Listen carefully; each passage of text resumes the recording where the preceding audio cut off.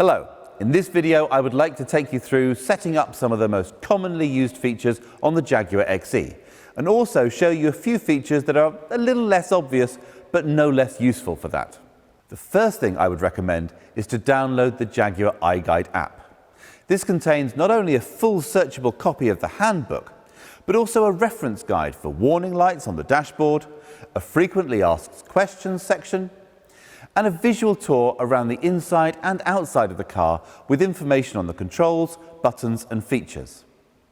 It's a great source of immediate information when a question pops into your head or you just see a button and wonder, well, what does that do?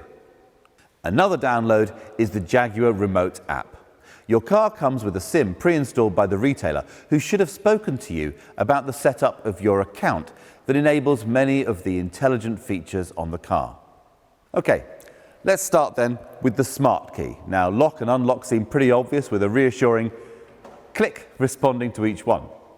Pressing the lock button just once will lock the car. Pressing twice will double lock. This means the car can't be unlocked from the inside. So even if someone smashes a window, they still can't open the doors. Next, there's a button to unlock just the boot.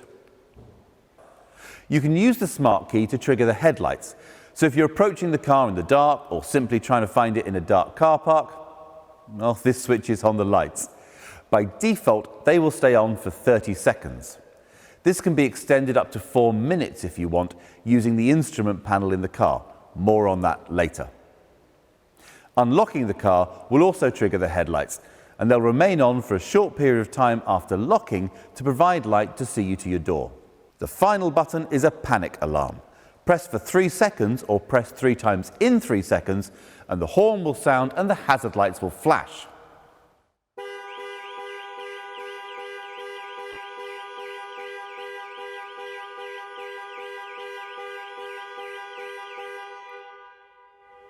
After 5 seconds, this can be cancelled by holding the button for a further 3 seconds. Holding the unlock button down will operate global opening, lowering all the windows to allow air into the car before you enter on a hot day. Similarly, if you get out and then realize you've left a window down, well, just hold the lock button to activate global closing, to raise all the windows and secure the car. These operations can be enabled or disabled using the instrument panel options. If your car is fitted with keyless entry, you don't even need to remove the key from your bag or pocket. So long as it's within a foot or so of the car, as soon as you put your hand around the door handle, the doors will unlock. When you leave the car, place your thumb on the end of the door handle to secure the vehicle. Getting into the car then, the first thing you need to do is find a comfortable position. Seat controls can be found on the outside of the seat. Steering wheel adjustment is either electric, using the joystick on the right-hand side of the steering column, or manual. Turn the dial on the right-hand side of the steering column anti-clockwise, adjust the reach and rake to suit, and then turn clockwise to lock the steering wheel in position. Mirrors are adjusted using the controls mounted on the driver's door. Select which mirror to adjust using the buttons, and then use the joystick to adjust the angles. Incidentally, if you have power folding mirrors, pushing both buttons together will fold them in, useful if squeezing through a tight gap. Controls for the electric windows are located on the driver's door. Locking the operation of windows from the rear seats will also engage the child locks on the rear doors. Most people will want to leave their windscreen wipers set to auto. Move the stalk to its lowest position and then come up 1 notch. Sensitivity can be adjusted using the rotating collar. Pull forward for screen wash. The outer collar operates the rear wiper and the button on the end controls the rear screen wash. Similarly, the headlights are best set to auto by rotating the outer collar. Pulling the stalk towards you will flash the main beam. When driving at night, pushing the stalk away from you will toggle the main beam on and off. If your car is fitted with auto high beam assist, the car will automatically dip main beam if it detects oncoming traffic. If you have matrix LED lights, the car will keep main beam on almost all the time, creating cones of shadow around other road users so they're not dazzled, but maintaining full beam everywhere else. This mode operates above 30 miles an hour and requires the lighting control to be set to auto. There's an array of controls on the steering wheel. On the right-hand side are the controls for cruise control. Pressing set whilst travelling at your preferred speed, and the car will automatically maintain that speed until you touch the brakes or press cancel. Pressing the accelerator will cause the car to speed up, but when you release it, it will return to the set speed. Pressing plus or minus will increase or reduce the set speed. If cruise control has been cancelled, pressing resume will return the car to the last set speed. The limb button switches the function between cruise control and speed limiter. Lane keep assist can be toggled on and off with the button marked with converging white lines. If the heated steering wheel is fitted, the control will be found here. On the left side, the circular dial controls volume and buttons to skip tracks or change radio stations. The menu button triggers the instrument panel menus, allowing configuration of safety systems, heads-up display and driver convenience features, whilst the outside of the dial controls navigation through those menus. Explore these options to set the car up to your preferences. The phone icon will answer a call or start the process to dial a contact on a connected phone. Pressing it during a call will end that call. A quick press on the voice control button will allow you to use voice commands. Wait for the chime and then call home. A full list of the available commands can be accessed on the main infotainment screen. Starting the car is as simple as putting your foot on the brake pedal and pushing the start button. So long as the smart key is in the car somewhere, the engine will start. When you switch the car on, the 10-inch infotainment screen will display three main options: navigation, media and telephone. If you haven't already paired a phone, it will prompt you to do so. Tap on the Phone tab, then open Bluetooth devices on your phone and select Jaguar XE. Accept pairing on both your phone and the screen, and from now on it should automatically pair each time you get in the car, allowing hands-free calls, voice dialing and music streaming over Bluetooth. If you prefer, connecting your phone with a cable will allow Apple CarPlay or Android Auto to mirror your phone screen on the car's infotainment screen. A long press of the voice command button on the steering wheel will then connect you to your phone's voice assistant. Going back to the home page, tapping on the Media tab will take us to the DAB radio. Tapping Source will reveal the phone you've just paired as a possible audio source. Radio stations can be easily selected from the menu, or you can simply use the voice commands from the steering wheel. Tune radio to BBC Radio 2. The third option from the home screen is the Navigation Pro system, standard from S level upwards.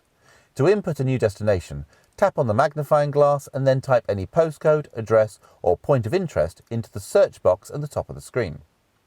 You can also search for businesses and transport links, hotels and restaurants.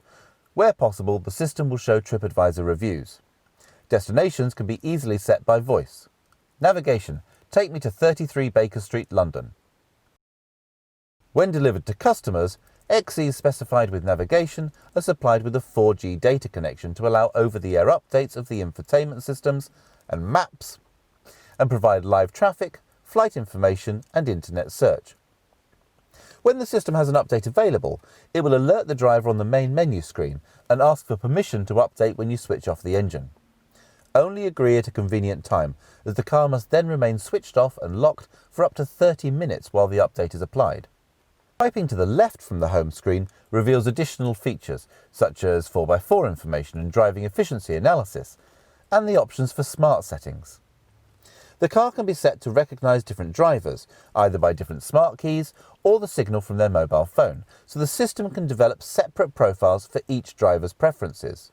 If memory seats are fitted, this starts with automatically putting the seat in the correct position for each driver. Obviously, this involves storing a level of personal data, so when setting the system up, you can choose what data is stored on each profile. If you don't want it to store location data or information on your phone calling habits, just deselect these options. The lower touchscreen controls heated seat options, heated windscreen, and ventilation. A quick swipe down will transfer phone and media controls to the lower screen for occasions when you're using the navigation map on the main screen. Heated and cooled seats can be controlled by the large rotary dials also used for climate control. Jaguar XE features a pistol grip gear selector. Press the brake, squeeze the trigger and pull towards you to engage drive, push away to engage reverse. Shifting towards you and nudging to the left will enable sport mode. This will alter the operation of the automatic gearbox, holding onto gears longer to give punchier performance. You can manually shift up and down the auto gearbox using the paddles either side of the steering wheel. To return the car to automatic operation, hold the right paddle towards you for 3 seconds. When you come to a stop, press the button on top to put it back in park. To the side of the gear shift, you'll find a switch to control drive modes. Set to comfort as standard, shifting the switch backwards and forwards will cycle through dynamic, eco and the rain ice snow setting, useful for low traction surfaces. Each mode will affect the power delivery, gear shifting and traction control to give the best possible control and response. More information about these modes and the all-surface progress control can be found on the Iguide app.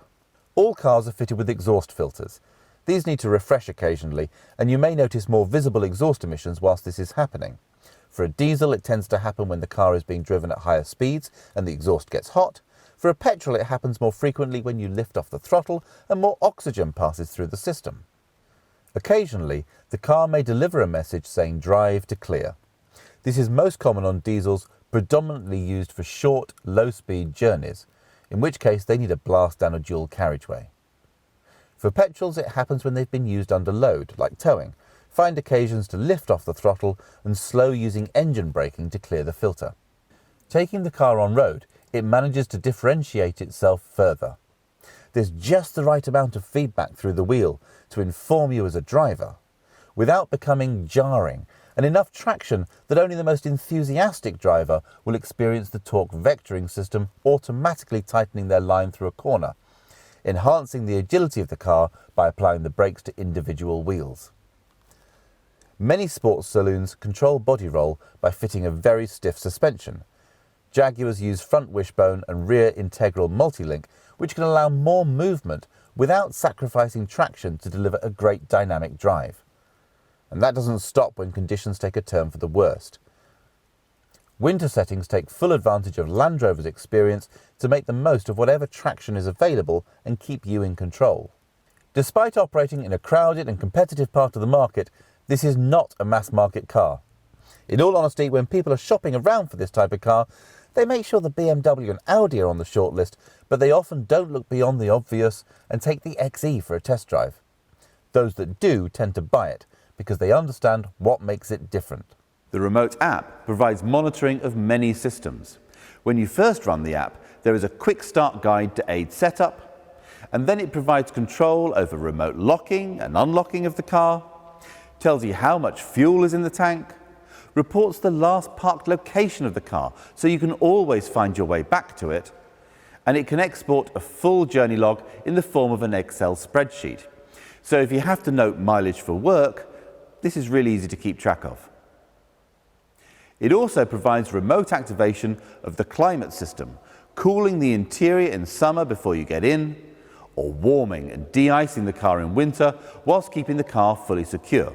This video has really only touched on the essentials. Please make use of the Iguide app or videos on the YouTube channel to find out more, or contact your retailer with any questions. Thank you for your time and enjoy your time with the Jaguar XE.